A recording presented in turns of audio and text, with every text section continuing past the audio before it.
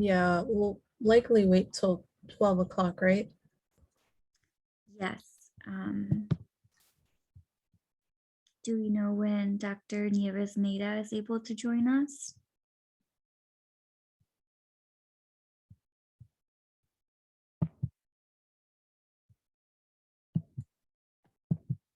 I do know that he had clinic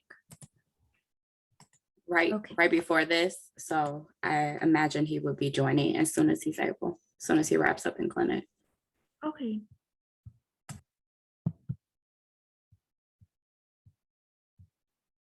I'm also seeing Nemo in the audience, so I don't know if we can promote her to a co-host so she can help with some of the chat stuff. Oh, we got her. Yeah. Hello. Hello.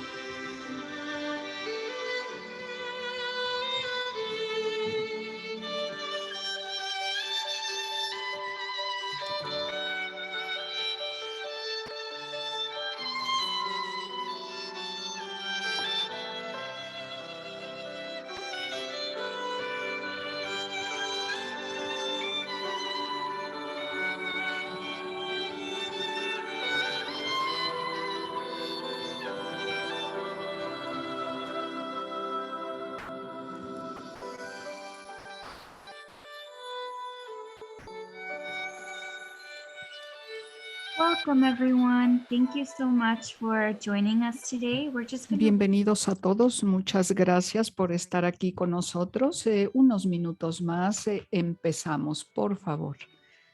Unos momentos de su paciencia.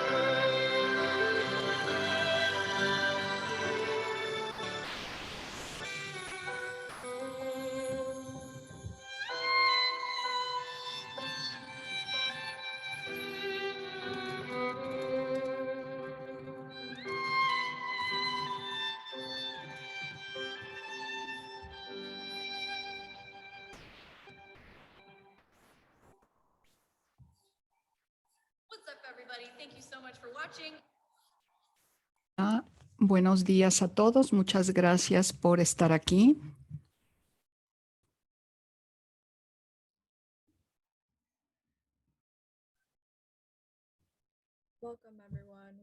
Buenos días, bienvenidas. Vamos a empezar en unos minutos.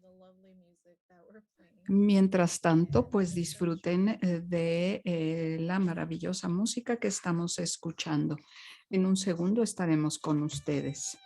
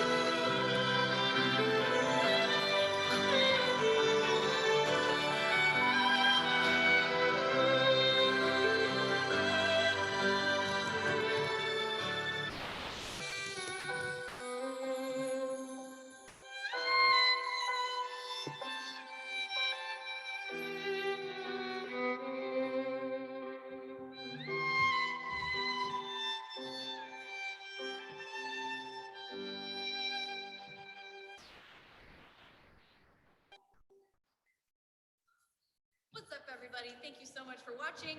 I did this medley. Muy buenas tardes a todas. Muchas gracias por estar aquí con nosotros. Gracias por su paciencia esta tarde. Mientras estamos esperando empezar, sería bueno que nos dijeran de dónde vienen ustedes, nuestros escuchas. Podrían indicarnos en el chat, por ejemplo, si nos dicen en dónde se encuentran para poder empezar ya en unos momentitos. Si son tan amables de decirnos a través del chat en qué parte del mundo se encuentra.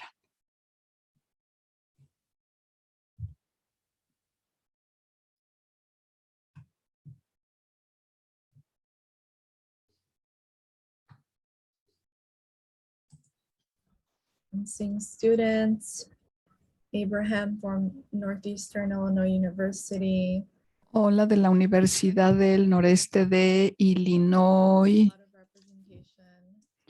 Y NEIU. mucha representación de NYU, debe ser la Universidad de Nueva York. Oh, sorprendente, qué bueno. Wow. I see sisters working it out in the chat. Y Pacific from NEIU. Chicago también Check. Awesome. vemos el Chicago Check y de algunas otras universidades donde se encuentran ustedes. Muy bien. Awesome. del SAOSEC, el campus SAOSEC. Muy bien, bienvenida, Carolina.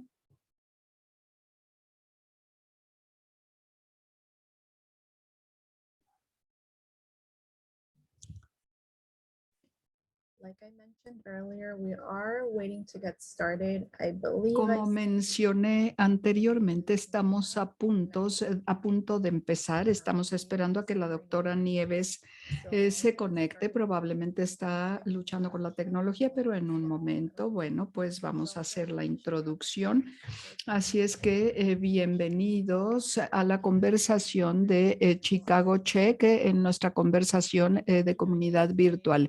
Muchas gracias por estar con nosotros para el tópico de la conversación de hoy. Estamos muy ansiosos de escuchar sus retos y experiencias y también vamos a contar con la representación de expertos para responder a las preguntas que tengan. Soy Araceli Estrada, soy gerente de Chicago Check en la Universidad de Northwestern. También tengo a mi equipo maravilloso que va a moderar la sesión del día de hoy. Tenemos algunas de las moderadoras aquí en la parte de enfrente. Vamos a tener a Alicia Colamian y Melissa Martínez. Ella es la que tiene, me parece que algunos problemitas técnicos, pero la están ayudando. Hola, doctor Nieves. El doctor Wilberto Nieves es uno de nuestros oradores. Bueno, pues termino rápidamente con esta introducción y le cedo la palabra, doctor. Muy bien, esto lo trae Chicago Check y también la conversación de la comunidad virtual y la colaboración. Esto es en colaboración con la Universidad Northeastern de Chicago y con varios socios de la comunidad. También tenemos que apoyamos a todas estas instituciones en investigación, capacitación, educación y otros. Y también, bueno, pues estamos con la Universidad de Northwestern, estamos colaborando con ellos para investigación y otras. Y antes de pasar para presentar a nuestros oradores maravillosos, bueno, tenemos otra diapositiva con algunas cuestiones de logística. Por favor, mantengan su micrófono apagado mientras los demás estén hablando. Vamos a tener una parte de preguntas y respuestas y un recordatorio muy amigable de que tenemos interpretación simultánea al español. Nuestro orador del día de hoy es el doctor Nieves, que él es el jefe de servicio de oncología ginecológica en el Departamento de Obstetría y Ginecología en el Hospital John H. Stroger del Condado de Cook, profesor asociado de la Escuela Feinberg de Medicina en la Universidad Northwestern. Bienvenido, doctor Nieves, y estamos a sus órdenes cuando usted gusta. Muchas gracias, bienvenidos, gracias por estar aquí. Gracias por la oportunidad que me dan de hablar con ustedes.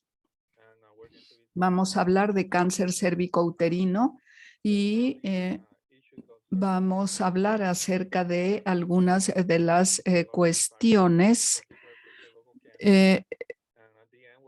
para, bueno, pues cáncer cervicouterino y así como lo que sucedió durante la pandemia de COVID 2019 y otras cuestiones. Aquí quería yo compartir con ustedes, si me permiten,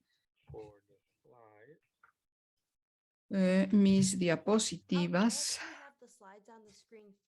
Yo tengo las diapositivas para usted en la pantalla y si gusta usted, yo puedo pasarlas por usted. Así es que usted tiene el control. Dígame nada más cuando quiera pasar a la siguiente diapositiva y yo se la paso. Bueno, muy bien. Entonces la siguiente, por favor. Soy Wilberto Nieves. Estoy certificado, soy ginecólogo certificado en este momento. Mi práctica está aquí en el servicio ginecológico. Estamos aquí, bueno, pues asistiendo y Aquí estoy viendo mi práctica para todas las comunidades, ¿sí?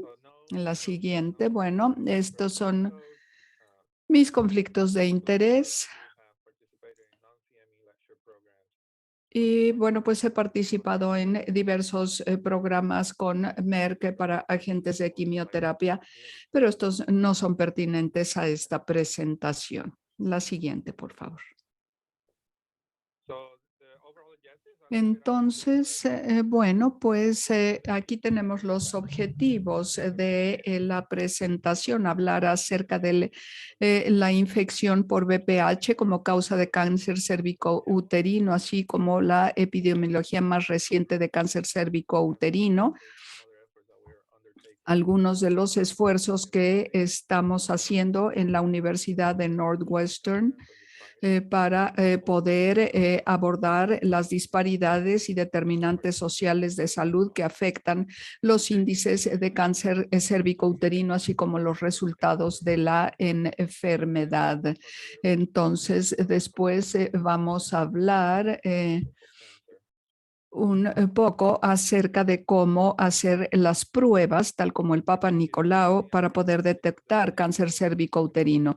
Entonces, aquí vamos a hablar acerca de algunas de las estadísticas, ¿sí? Estos son las cifras para 2021, nuevos casos, 14,500 casi, y muertes 4,300.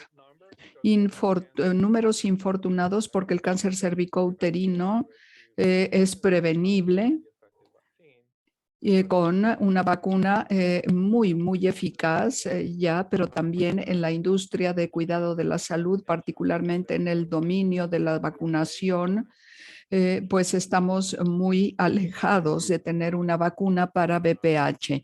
Entonces, bueno, pues hay mucha disparidad relacionada igualmente con la vacunación para COVID. Hemos hecho muchos avances en los últimos 20 años en términos de una disminución muy importante, pero infortunadamente tenemos que desde 2010, bueno, pues las cifras no han cambiado mucho. Entonces, el cáncer cérvico-uterino es muy pertinente en estos estados. California es es el estado número 1. Tiene una población muy grande. Hay 17,000 casos seguidos de Texas, Florida y Nueva York. Y bueno, pues aquí tenemos poblaciones más pequeñas en comparación con Florida, pero esto todavía sigue siendo muy importante para nuestro país. Y fueron 1,700 casos en California, corrijo. Entonces, bueno, pues la probabilidad de desarrollar cáncer cérvico-uterino en los Estados Unidos es desde el nacimiento hasta la edad de 49 años, 1 en 362 o 0,3%. Entonces, bueno, pues esto es realmente prevenible y como podemos ver, la detección temprana, bueno, pues nos puede llevar a una cirugía que es muy buena y podemos curar a la mujer. En los últimos 20 años, más o menos, la línea verde, verde clara se refiere a la ubicación y aquí vemos los números. Cuando vemos las tasas de incidencia entre la población, esto ha estado más o menos estable en los últimos 10 años. Cuando vemos la mortalidad aquí, también podemos ver que, bueno, pues no ha habido cambios en Florida. Sí podemos ver las tasas de mortalidad, por ejemplo, cada año de 0,7 por cada año desde 2007 a 2016, pues también podemos ver que esto ha mejorado mucho. La que sigue. Entonces, ¿quién tiene cáncer cérvico-uterino en los Estados Unidos? Bueno, pues estos números se calculan basándose en cada 100,000 mujeres y esta es la población. La tasa total es de 7,3 mujeres con cáncer cervicouterino entre 100,000, pero aquí tenemos menos, una cifra más baja para la población caucásica, 7.2, y un poco más alta para la población afroamericana.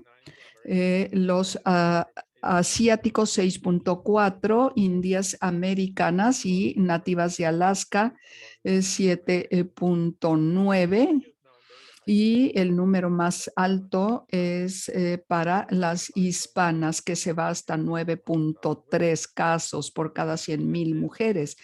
Entonces, y aquí nos empiezan a decir que hay disparidades raciales en términos de la enfermedad en sí misma.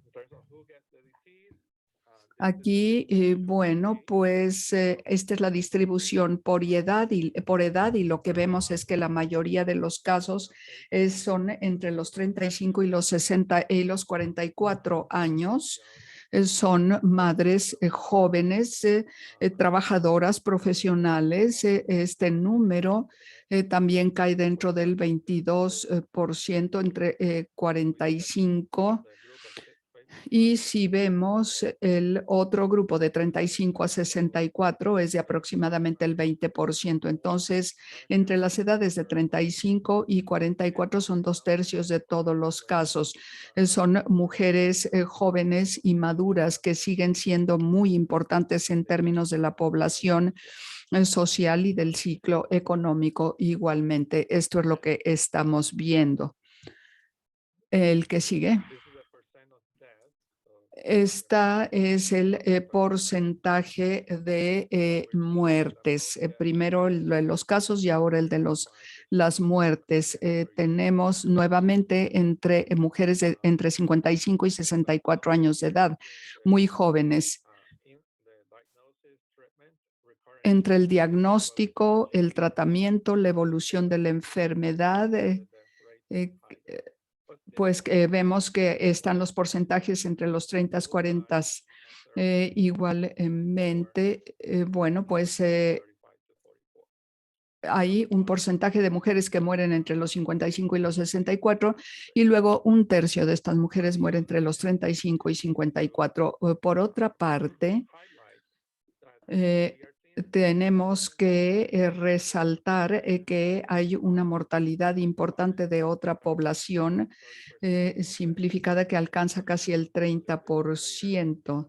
Pero de esto hablaré un poquito más tarde cuando hablemos acerca de la detección. Entonces, sabemos qué es lo que provoca el cáncer cervicouterino. Y estas son, bueno, pues unas fotografías microscópicas de la etiología.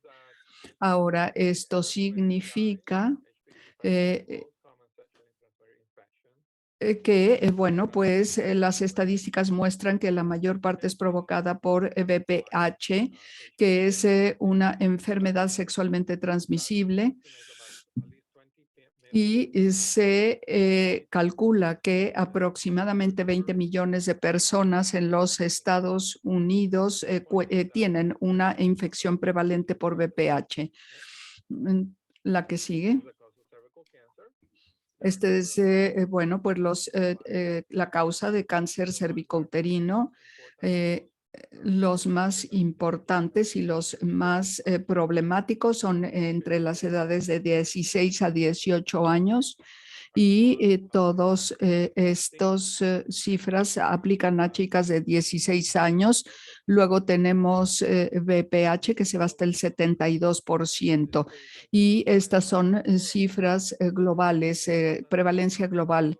La importancia de estos números es que, bueno, pues con esta prevalencia de VPH también se cubren otros tipos de cáncer cervicouterino y esto es lo que hemos visto aquí con los datos reales. Muy bien, la que sigue. Igualmente vemos aquí hay una relación con la infección de VPH que precede al desarrollo del cáncer. Y bueno, es la persistencia de la infección por VPH. El 80% de las infecciones vienen entre la edad de 18 y 25 años. En los Estados Unidos, el 50%, la mitad de todas las niñas de 15 años de edad son sexualmente activas para la edad de 15 años. Entonces, muchas de nuestras mujeres muy jovencitas se están exponiendo tempranamente a estas infecciones. Entonces, para la edad de 25 años, tenemos que el 10% de la población ya son positivas. Lo que vemos aquí, bueno, pues tenemos la parte de precancerígena y luego vamos a ver la parte ya del cáncer que llega entre las edades de 30 y 44 años de edad. Ahora sabemos que podemos prevenir el cáncer cervicouterino. Hay una vacuna ya. En este momento, el producto que tenemos disponible y aprobado es Gardasil. La primera vacuna fue cuadrivalente. Esta es nonovalente, como la que vemos aquí. Están las características y bueno,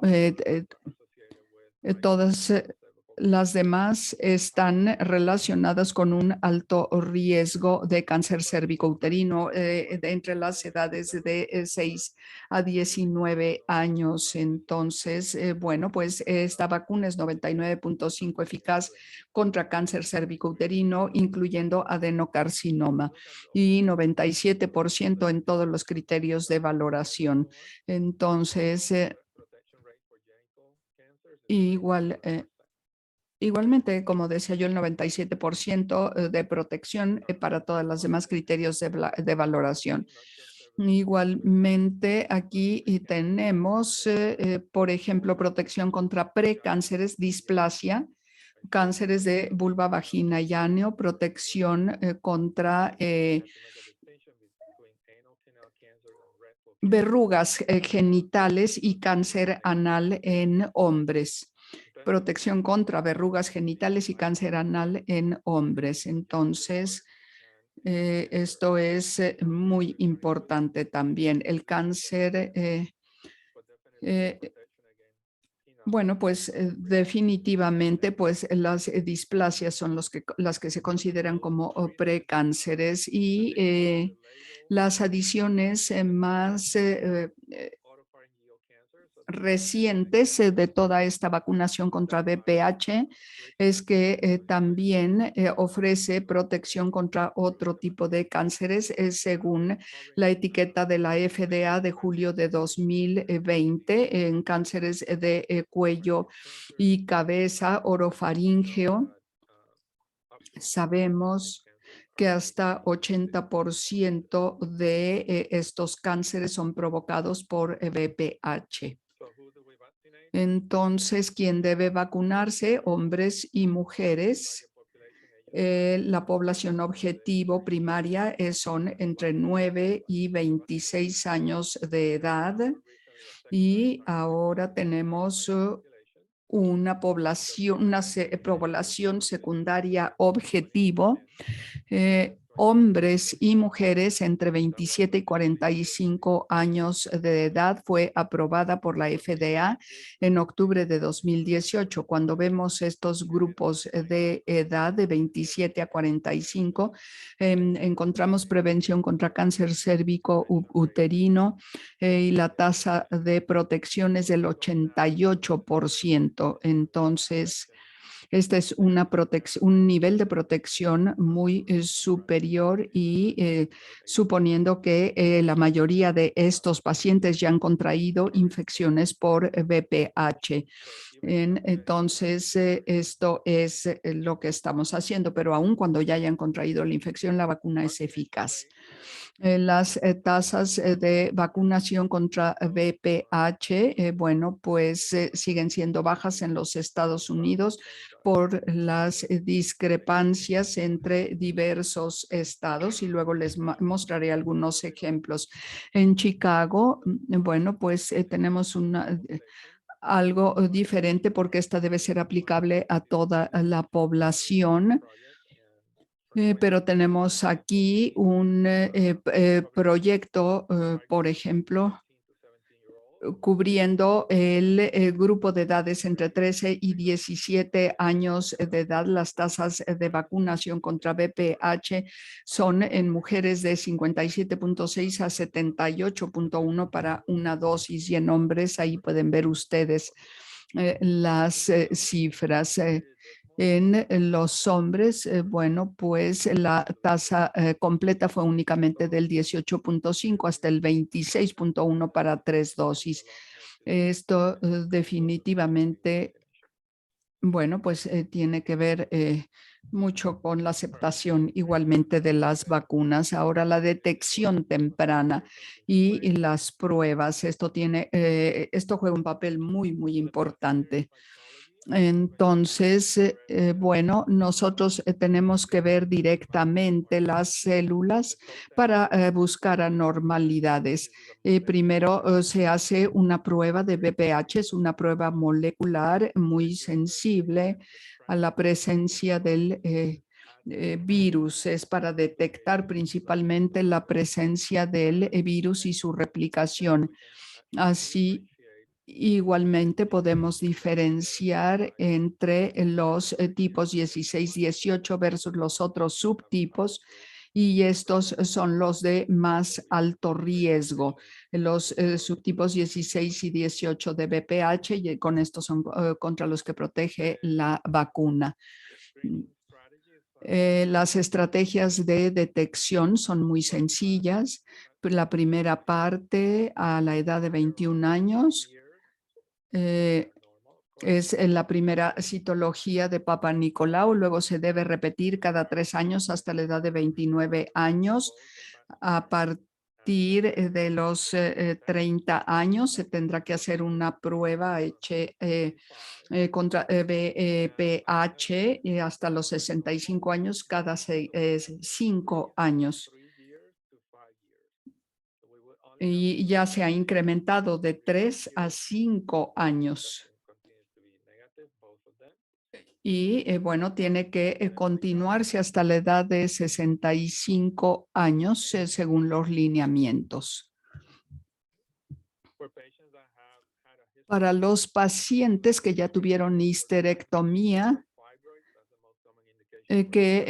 cuya enfermedad fue benigna, es decir, como fibrosis o algo así, lo cual también es muy común en los Estados Unidos, no hay necesidad de Papa Nicolau.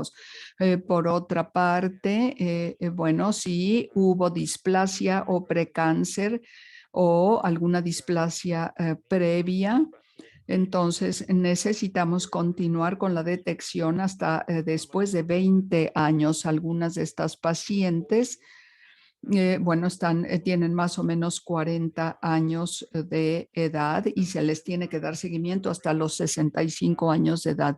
Aquí esto representa un enorme reto porque, bueno, lo que mucha gente relaciona con la visita anual al ginecólogo es el Papa Nicolau, pero igualmente el proveedor de cuidado primario se sigue recomendando. Y todavía se sigue recomendando esto. Así es que, bueno, no piensen que la única razón para ir al ginecólogo es a que le hagan su Papa Nicolau, sino también debe haber muchas otras exámenes y otras detecciones que pueden ser muy oportunas si se hacen prematuramente. Las alternativas, ¿me pueden escuchar mejor? El volumen no es muy bueno, ¿no? Sí, lo podemos escuchar. Las alternativas para estos lineamientos sería si no tienen acceso a la prueba de cáncer cervicouterina, tendría que hacerse una citología cada 3 años hasta la edad de los 65, y con esta prueba cada 5 años de HPV y HR de los 25 a los 65. Tenemos que asegurar que hay solo 2 productos que están aprobados por la FDA para esto, el COVAS, que es la prueba PCR, que es un producto de Roche, se aprobó en el 2014 y en el 2018 es una prueba on Clarity y hay otros proveedores y otras pruebas para el HPV, pero no se deben de utilizar para esta estrategia de 5 años y las revisiones de cada 5 años, ¿ok? Entonces, las mujeres mayores representan un gran número para nosotros. Los lineamientos que consideramos son para la edad de 65. Número uno, la población cada vez se vuelve más adulta en los 80s y 90s y en esto ha estado sucediendo por mucho tiempo. Sabemos también que tanto las mujeres que son diagnosticadas con cáncer no tienen muy buena revisión. La mitad de estas no han tenido una citología en los anteriores 5 años para reconocer el cáncer cervicouterina y sabemos que del 21 al 25% de todos los cánceres ocurren en las mujeres después de los 65 años y sabemos que estas mujeres de estas mujeres, el 50% de ellas no han tenido una citología en los últimos 5 a 10 años. La mayoría de las mujeres después de la menopausia creen que ya no tienen que ir al ginecólogo y la mayoría de las pacientes de 65 años ni siquiera se han revisado. Entonces, eso es un problema desde el punto de vista de lineamientos. Entonces, la recomendación en general es que para que un médico pueda dejar de prestar atención a las mujeres de más de 65 años, necesitamos tener la documentación de la prueba del virus después de los 10 años. No podemos recordar, depender de la memoria del paciente. La mayoría de los pacientes no se acuerdan y te dicen, bueno, no me lo hice en un año, pero tiene que ser más de 2 años de una prueba negativa. Entonces, documentación real que pruebe esto. Estamos hablando también de 845,000 mujeres entre 61 y 65 años que no se han revisado recientemente. Entonces, sí realmente recomendamos defender la revisión continua después de los 65 años para llegar a una histología negativa. Entonces, las diferencias en el cáncer cervicouterino, el cáncer cervicouterino es una de las principales situaciones para la displasia y la asociación con el nivel bajo socioeconómico. Y nosotros hemos podido reconocer que es estatus socioeconómico bajo está relacionado a el cáncer cervicouterino y a pues displasia de cadera.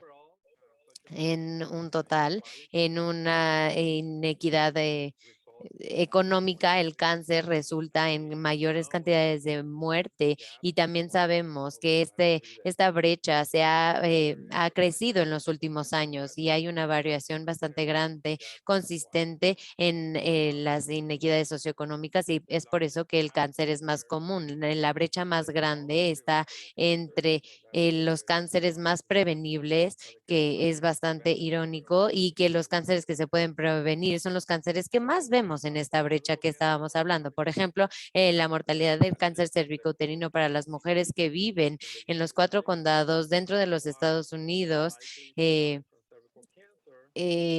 son más posibles de fallecer por cáncer cervicouterino que los que viven en condados más ricos. Y, por ejemplo, si eres de color, de la población de color, eres más probable que te dé cáncer cervicouterino en Chicago que a las mujeres que están en los condados que pues no tienen personas de color. También vemos que hay también una disparidad en las tasas de vacunación. La vacunación y las tasas de vacunación son muy bajas, como 29% en Mississippi, y pueden ser tan altas como en Rhode Island al 78%. Es una gran disparidad para el área de vacunación. Los grupos de riesgo más altos están en estos lugares y son los que tienen una menor cantidad de vacunación en sus condados. Entonces, así anticipamos y vemos estos patrones diferenciales de los cánceres que son bastante diferentes. La siguiente, por favor. Entonces, también un ejemplo, el ejemplo de Ohio, que mencioné anteriormente, tenemos mayores tasas de cáncer cervicouterino y otros cánceres relacionados a fumar. Así que fumar es mucho más alto en esos niveles socioeconómicos y fumar es uno de los factores de riesgo más altos para el cáncer cervicouterino y tiene una gran asociación para cáncer de pulmón. Cuando hablamos de el cáncer de pulmón que está asociado al cáncer a fumar, pues finalmente está muy relacionado. Y la mortalidad es el doble, la mortalidad es el doble de las mujeres, de las mujeres de color a las mujeres de, pues, blancas, ¿no? Y en cuanto a la raza, las mujeres afroamericanas tienen más posibilidad de tener mayores factores de riesgo, una etapa mucho más avanzada y pues una etapa 3 o 4 que es bastante tarde de reconocer y tienen menor probabilidad de ir a terapia o tener pues el tratamiento. Entonces, muchas variables y ángulos que podemos ver de todas estas asociaciones, una falta de revisión, una falta de acceso a los sistemas de salud en general, así que pueden llegar pueden tener acceso a la clínica, pero no tener acceso al proceso completo del tratamiento. También tienen menos probabilidad de completar la terapia y menos probabilidad de recibir braquioterapia y que finalmente esto pasa en las mujeres afroamericanas tienen 55% menos de posibilidad de recibir braquiterapia. Esto es un tratamiento de radiación que es lo más importante para completar la curación de este tratamiento. Y esto ha sido documentado en los Estados Unidos para las mujeres afroamericanas. No solo para este tipo de cáncer, pero a otros tipos de cáncer también existe esta disparidad tan grande. Entonces, también hubo un recálculo de la tasa de mortalidad para las mujeres afroamericanas y el número de mujeres que han tenido histerectomía es mucho más alto por la manifestación más alta de esto. Y nos dimos cuenta que la mortalidad para el cáncer cervicuterino para las mujeres era 10.1 por cada 100,000, comparado con las mujeres caucásicas de 4.7. Entonces, es 56% más alto en las mujeres de color. Y esta es en los números generales en Estados Unidos. Es otro ejemplo de lo que hemos estado hablando en términos de las disparidades y cómo se presentan en las diferentes etapas que sean menos probable que se curen y que se traten correctamente. Entonces, hablemos del impacto del COVID en las revisiones en general. Y de ahí voy a terminar este tema para que podamos llegar a la sesión de preguntas y respuestas, ¿sí? Entonces, nos ha afectado esta pandemia. Estamos ya llegando al segundo año y todas las personas se han afectado de alguna forma. Entonces, había una disminución de los, o separó por completo los servicios de revisión durante el tiempo de confinamiento. hubo un problema en los servicios de salud en todos los niveles. Se ubicaron los recursos de salud y de los proveedores de salud para tomar y cuidar mucho más a los pacientes afectados por COVID en el 2020 y en marzo y mayo, por ejemplo, del 2020. Entonces, una aproximación de esta reducción de la revisión fue bastante grande. Los números se reducieron al 89% para el cáncer colorectal.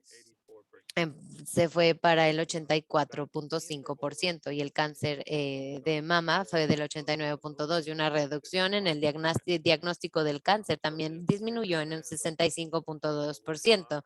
Esto quiere decir que no estábamos reconociendo y no estábamos sabiendo sobre todos estos cánceres durante la pandemia, y en un caso específico de la revisión de cáncer cervicouterino, estos son los números. Esto es en Kaiser Permanente en California, un sistema que está bastante organizado, que está muy bien manejado, y podemos ver que ahí la revisión entre enero y septiembre del 2019 comparado con enero del 2020, 2021, cuando ya la pandemia estaba mejor. Entonces, en la parte de arriba es para las mujeres de edad de 21 a 29 y tenemos una reducción del 78% en el número de revisiones que se hacían comparado con el año anterior del 2019. Y la tasa para el 2020 hubo un rebote mejorando el número de revisiones y citologías, y el número que se hizo hubo una reducción del 82% también. Así que esto es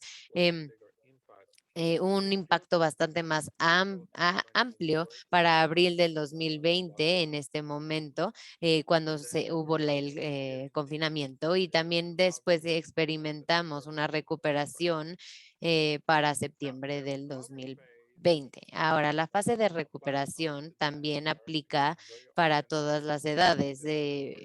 En este caso, para un sistema muy bien organizado y muy bien manejado, pero no es el caso en todas partes. Aquí les puedo decir que esta tasa para la clínica solo ha aumentado al 60 o 70%. Todavía no hemos llegado a los números normales. Entonces, incluso en los sistemas más grandes como Kaiser Permanente tienen estos problemas y la reducción real que sucedió en la citología. Ahora, además, las barreras adicionales, había mucho trabajo en cuanto a a una pérdida de trabajo y de ingresos, una pérdida de seguros, porque los seguros pues eran muy caros, se depletó el área de los ahorros, y todo esto contribuyó al problema y al impacto de ir a los ginecólogos o a los doctores de cuidados primarios. Y otros factores que tenemos que considerar es las comunidades de color se han visto afectadas de forma muy desproporcionada durante la pandemia, y tienen el mismo riesgo para las comunidades.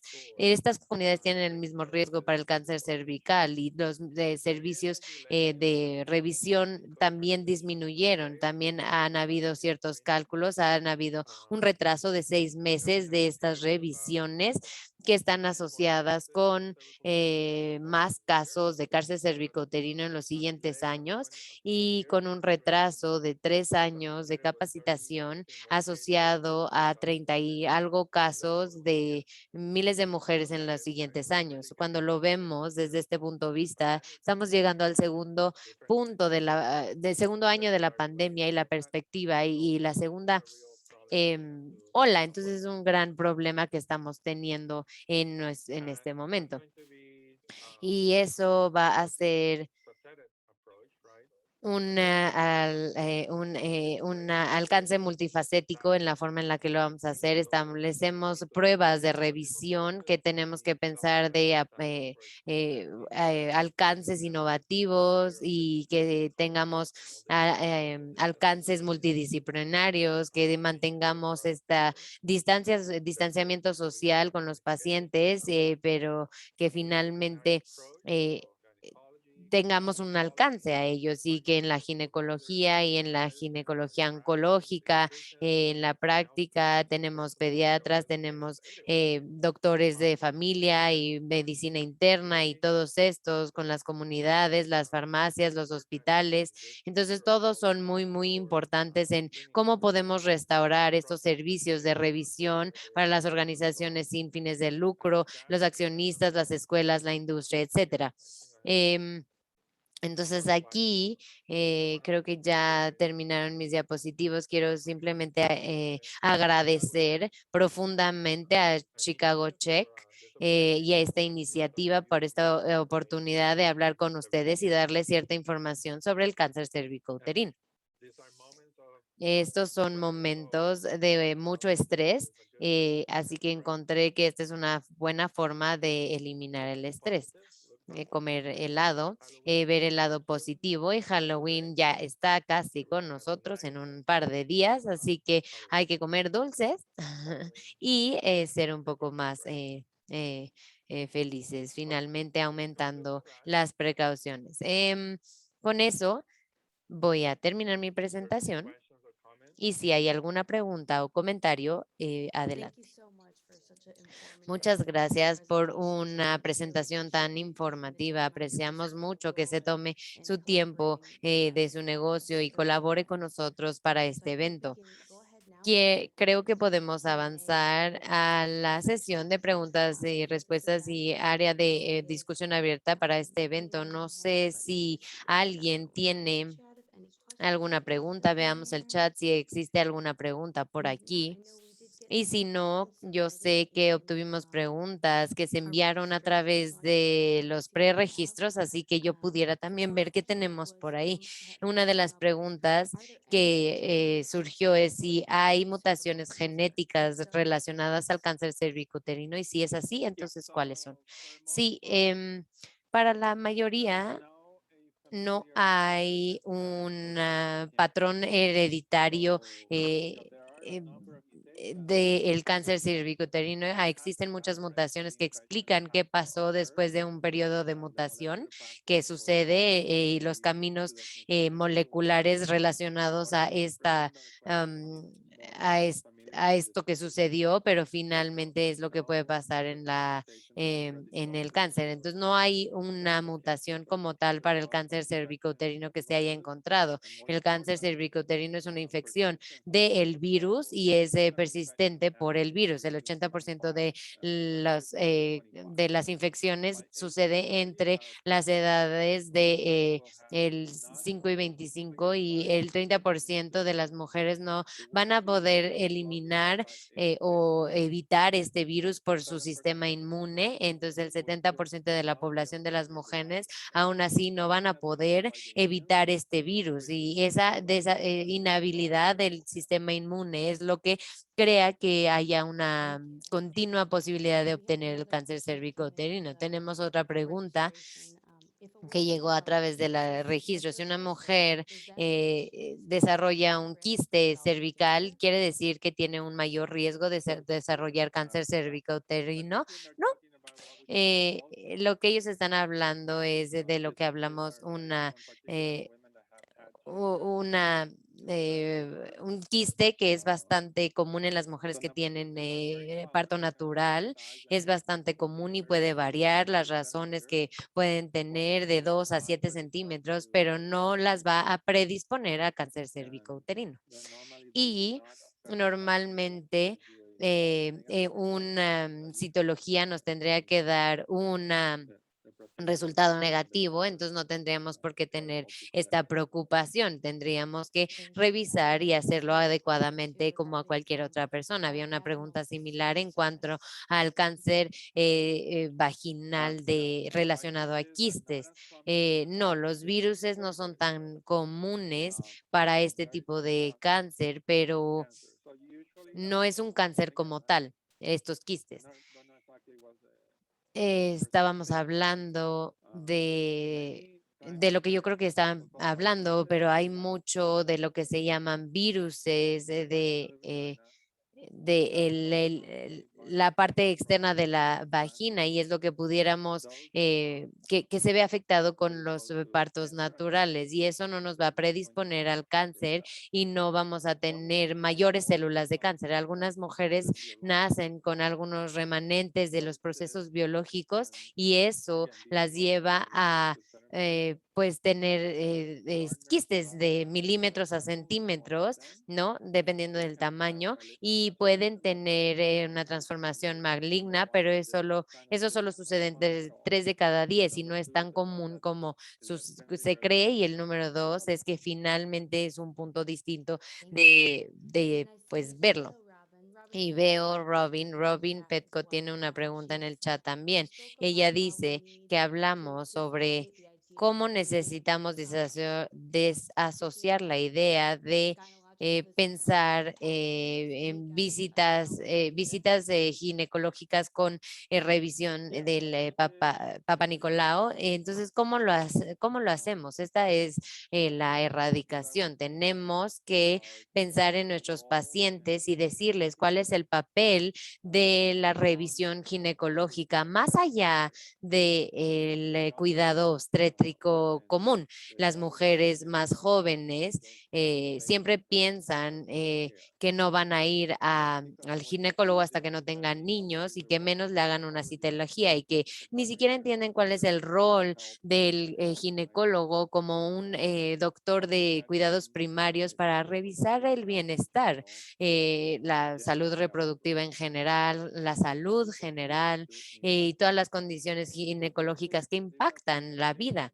Entonces, tiene que ver una dedicación a nivel de la oficina, de los médicos y de la comunicación de los médicos con sus pacientes, pero también a nivel comunitario, para que podamos abordar mucho más a no solo ser claros, sino también abordar a todo lo que las mujeres les puede llegar a afectar. Y creo que esto habla de todos los problemas que podemos llegar a tener en la salud de las mujeres para asegurar que podamos minimizar, que en general se minimiza la salud de las mujeres en el mercado, de los Papa Nicolaos y del cuidado en general de las mujeres. Así que tenemos que ser más expresivos y expresar qué tan importante es la salud reproductiva y la salud en general de las mujeres. También tenemos otra pregunta de Melissa en el chat que dice, muchas gracias por esta presentación tan informativa. ¿Qué sería la causa de displasia cervical si la prueba de HPV es negativa? Aún así podemos prevenir el cáncer. También estos Papa Nicolaos fueron negativos, pero creo que la colonoscopia mostró esta displasia cervical. Sí. Bueno, entonces, como mencioné, es un escenario la displasia cervical, pero la razón por la que nosotros añadimos la prueba de HPV fue el 100% para detectar la displasia al 100%. Entonces, para aumentar esta tasa de revisión y de conocimiento que aumó al 65, se pudo hacer a través de estas revisiones por las diferentes expresiones del virus en el cuerpo. Ahora, si tenemos un Papa Nicolau negativo y detectamos la displasia, tenemos un resultado completamente negativo. Tenemos que resolver que sí, hicimos la prueba del virus del papiloma humano y si hay un resultado positivo de HPV, entonces puede existir esta displasia y 30% de esto vamos a detectar ciertos niveles de displasia y la displasia es 1, 2 y 3. La 1 es baja, 2 es moderada y 3 es grave para las lesiones del precancerígenas. La razón por la que haya esta recurrencia de displasia es porque, como lo dije anteriormente, hay un segmento de mujeres en la población que no puede evitar la infección. No tenemos una cura para el virus, así que la única forma de que el virus se vaya del cuerpo es a través del mecanismo del sistema inmune.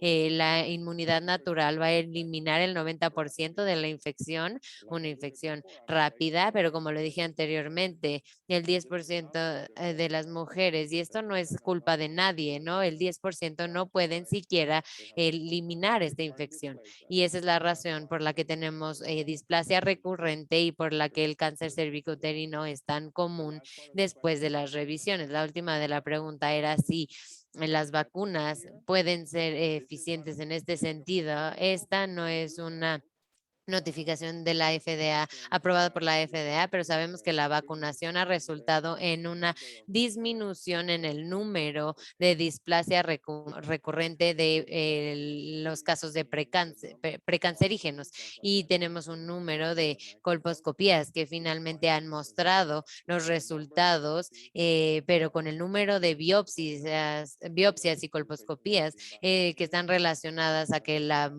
paciente esté vacunada, tiene un beneficio añadido que ha podido mostrar que sí existe una menor tasa de recurrencia para los pacientes que ya han tenido displasia anteriormente y que se vacunen y que ahora tengan una menor tasa de recurrencia de displasia.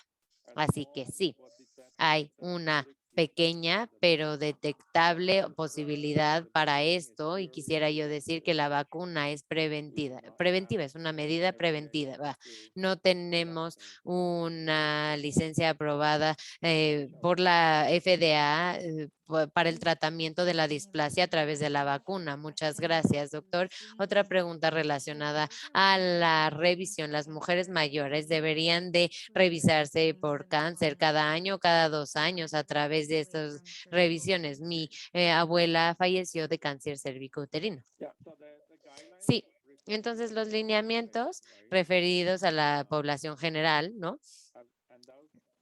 Y esos intervalos de revisión deben de ser siempre negativos. Una vez que tengamos una prueba positiva, ya sea una prueba de BPH o un Papa Nicolau, ya no tenemos que dejar tanto tiempo. Depende del escenario y de los casos para el seguimiento, dependiendo de la capacidad de normalidad, ya sea que se repita el Papa Nicolau una vez al mes o repitiendo la prueba de BPH cada año para poder revisar a la persona. En un resultado de Papa Nicolau negativo pudiera ser que no se haga continuamente más que una vez al año o que hagamos una colposcopía y hagamos una revisión con el microscopio y podamos ver cuál es el resultado final en estos pacientes y el intervalo de revisión sería mucho más corto dependiendo del escenario.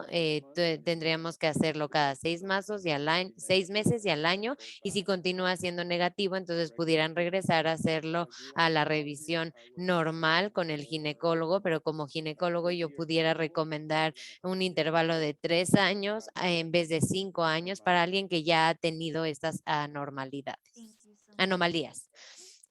Muchas gracias.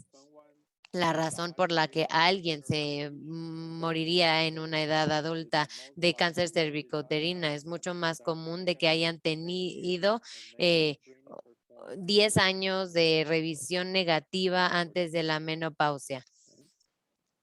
¿Sí? El 50% de las mujeres no han hecho estas revisiones por 10 años.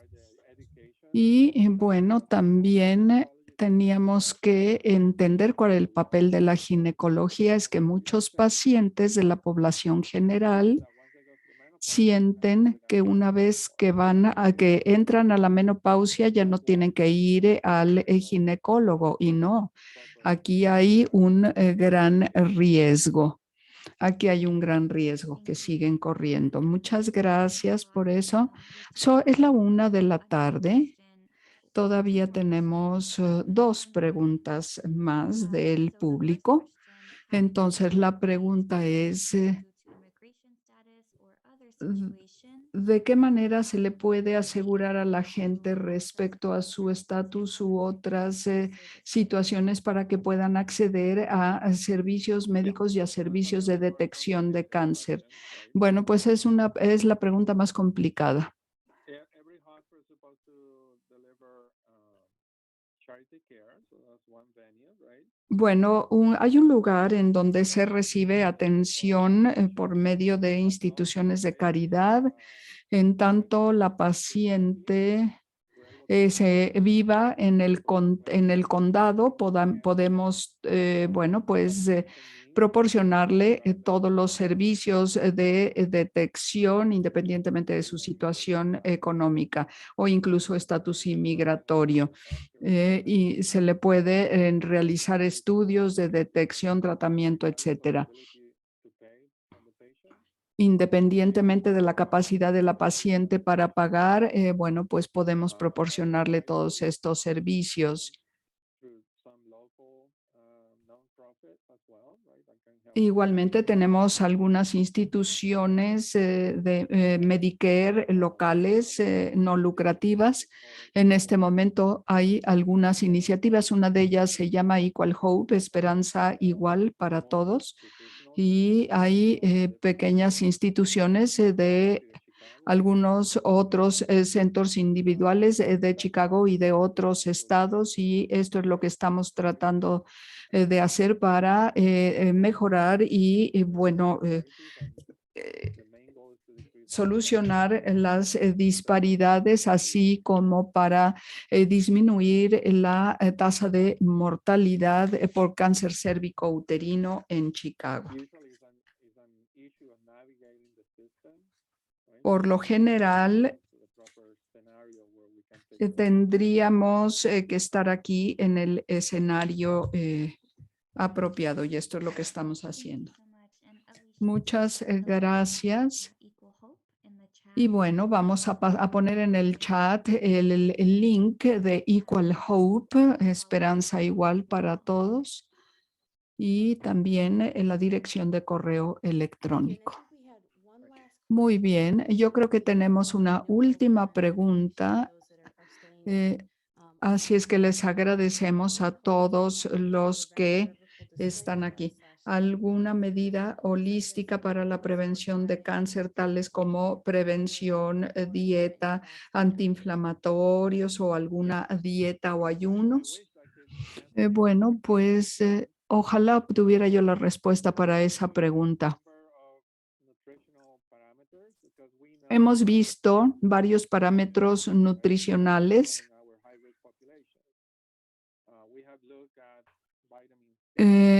Hemos visto, por ejemplo, algunos suplementos tales como vitamina C, ácido fólico, y sabemos que las mujeres que tienen bajos niveles de ácido fólico son más susceptibles. Entonces, les damos suplementos de ácido fólico y de vitamina A. Ya se han hecho varios estudios. Yo sé que hay muchos productos en las tiendas de salud y en el internet que, bueno, pues muestran la combinación mágica para evitar displasias y este tipo de cosas, pero incluso todas estas combinaciones son propietarias, ni siquiera sabemos qué hacen. Así es que con los suplementos realmente y definitivamente no sabemos que se puedan prevenir displasias. Hay algo importante, lo que se ha relacionado con cáncer cérvico uterino, pues ya lo mencioné y esto es lo que mencionan los estudios. Sobre todo, ¿qué es lo que tenemos que hacer? Una dieta saludable, un estilo de vida saludable, evitar inflamaciones y lo más importante, tener relaciones con múltiples parejas y fumar. Si hay una mujer que ya haya desarrollado una infección por VPH y es fumadora, tiene 30 veces más posibilidad de desarrollar cáncer que una no fumadora. Entonces, aquí, bueno, pues tenemos que estimar mucho el papel del tabaco en estas cuestiones. Hay que mantenerse saludables, hacer ejercicio y dieta saludable. Bueno, muchas gracias. Yo solamente quisiera darle un gran agradecimiento a todos los que han participado con nosotros en esta maravillosa sesión. Muchísimas gracias, doctor Nieves, por estar aquí con nosotros, por su tiempo y colaboración, por hacernos entender muchas de estas cosas. Igualmente a Cheque.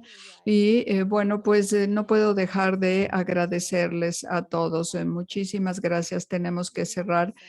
Por supuesto, bueno, pues van a estar disponibles las grabaciones de esta sesión y por el momento espero que todo mundo tenga un maravilloso fin de semana. Si ustedes celebran el Halloween, que la pasen muy bien y de cualquier forma, por favor, cuídense mucho y fue maravilloso estar aquí. Muchas gracias a todos ustedes por estar aquí y necesitamos de su ayuda. Y muchas gracias por su invitación y por su ayuda.